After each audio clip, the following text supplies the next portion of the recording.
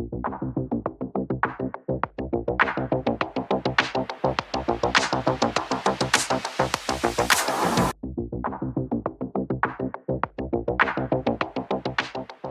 vamos falar sobre como assumir o controle total do seu aprendizado de inglês.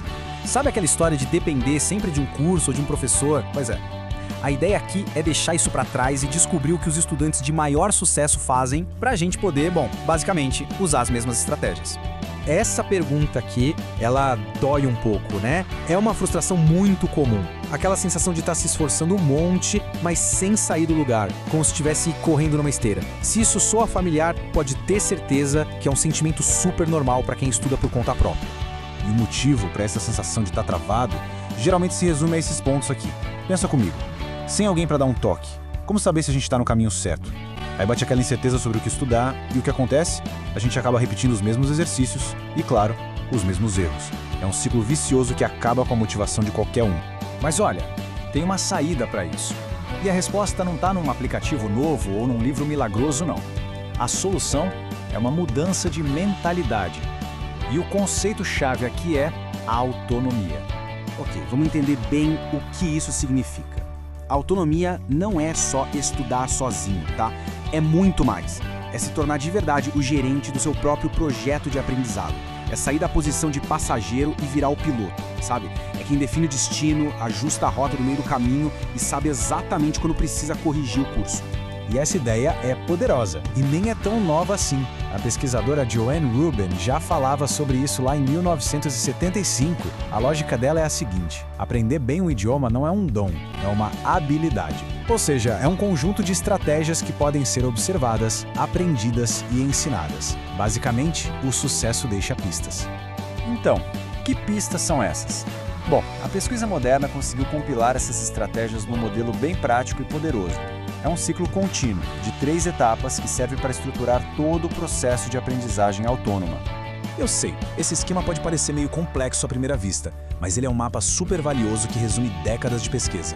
Observe os 3 processos principais ali na esquerda: iniciar, monitorar e avaliar. Cada um deles se abre em ações específicas, que são exatamente as coisas que os melhores alunos fazem. Mas calma, vamos simplificar isso agora. Trazendo para a vida real, o ciclo funciona assim. Primeiro, o passo de iniciar. É a hora de planejar e definir metas claras. Tipo, esta semana vou aprender 20 palavras novas sobre tecnologia. Segundo, o passo de monitorar. É o acompanhamento. Será que eu estou usando mesmo essas palavras? Estou entendendo os textos que eu leio? E terceiro, o passo de avaliar, que é a hora de refletir. O que funcionou? Onde eu errei? É aqui que a mágica da autocorreção acontece. Certo. Agora vamos focar na parte que, para mim, é a mais crucial para quem quer ser seu próprio professor: as fases de monitoramento e avaliação. É aqui que o jogo vira de verdade. E esse quadro aqui ilustra a diferença de um jeito brilhante. De um lado, a postura passiva.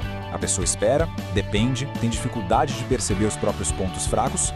Do outro lado, a postura autônoma, que é ativa. Define, procura, avalia e, o mais importante de tudo, pratica a autocorreção. A pergunta que fica é: de que lado a gente quer estar? Então, como fazer essa tal de autoavaliação na prática? A pesquisa sugere ações bem concretas. Por exemplo, não entender um vídeo, isso é monitorar. A ação é voltar, ligar a legenda, procurar o vocabulário. Percebeu que está sempre cometendo aquele mesmo erro? Tipo falar I have 30 years? Isso é avaliar.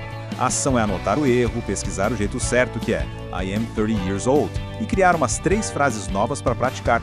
É basicamente virar um detetive do próprio aprendizado. E conforme esse ciclo de autoavaliação vai se tornando um hábito, a gente começa a desenvolver uma habilidade de nível superior, algo que os pesquisadores consideram o verdadeiro motor do aprendizado autônomo.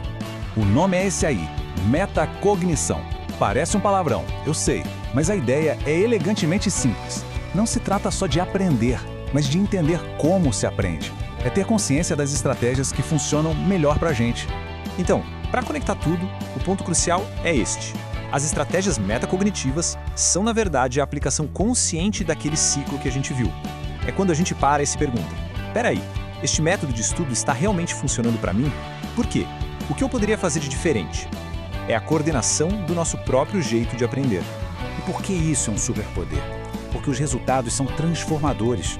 O aprendizado deixa de ser uma coisa meio aleatória e passa a ser intencional, focado. O progresso acelera, porque estamos o tempo todo otimizando o nosso método. Isso gera confiança e nos torna, de fato, aprendizes independentes. E tudo isso nos leva de volta à ação.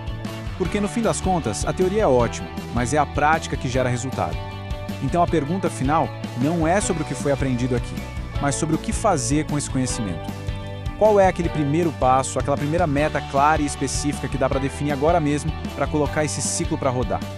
A jornada para a autonomia começa com essa pequena decisão.